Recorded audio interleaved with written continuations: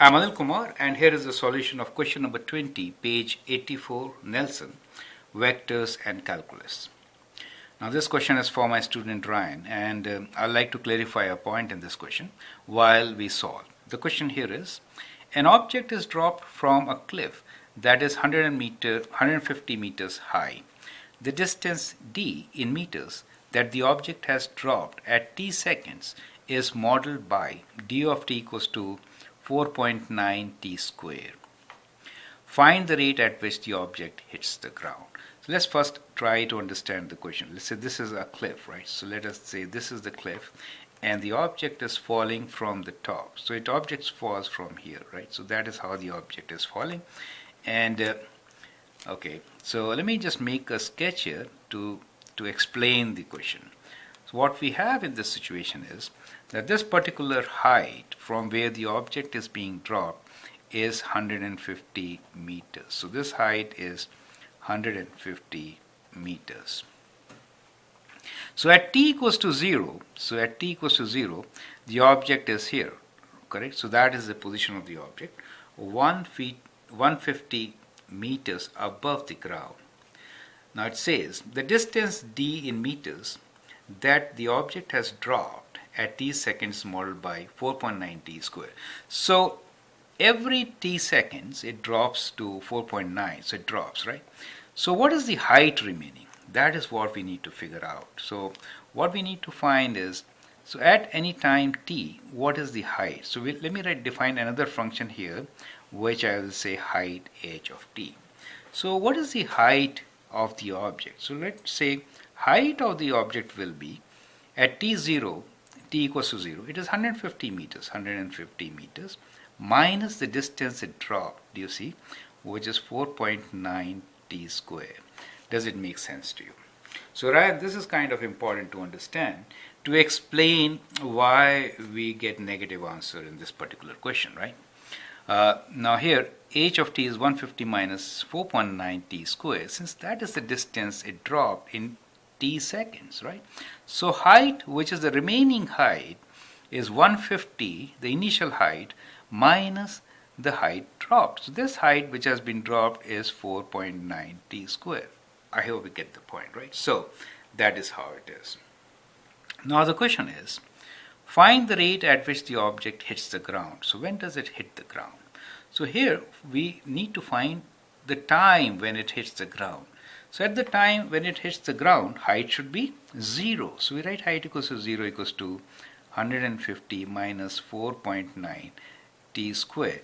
That is when it hits the ground. Do you see that? Hits ground.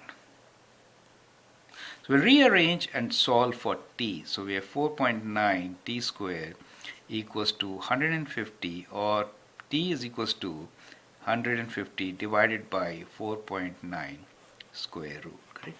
So let's use the calculator to find this answer.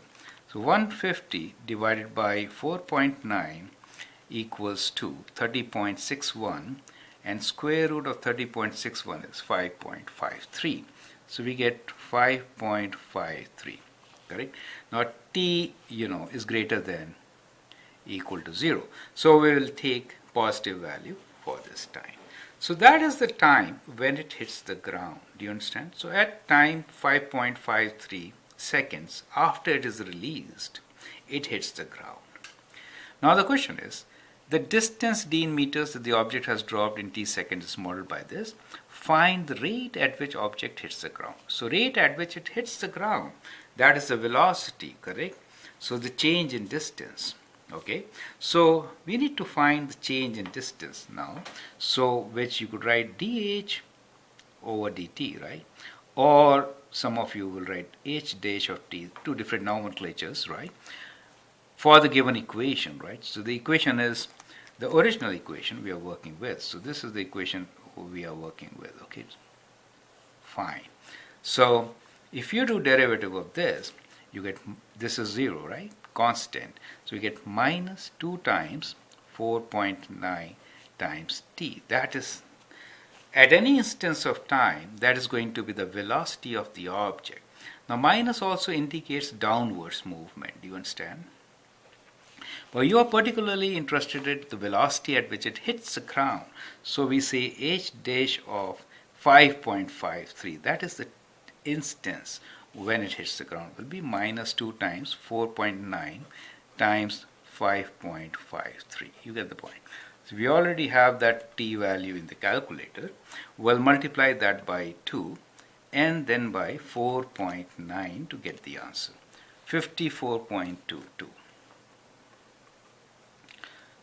Right? With a negative sign. So that is the velocity with which it hits the ground, right? Units are meters per second. So now we can write down our answer that the velocity equals to approximately, we are writing minus 54 meters per second, where minus indicates downward movement.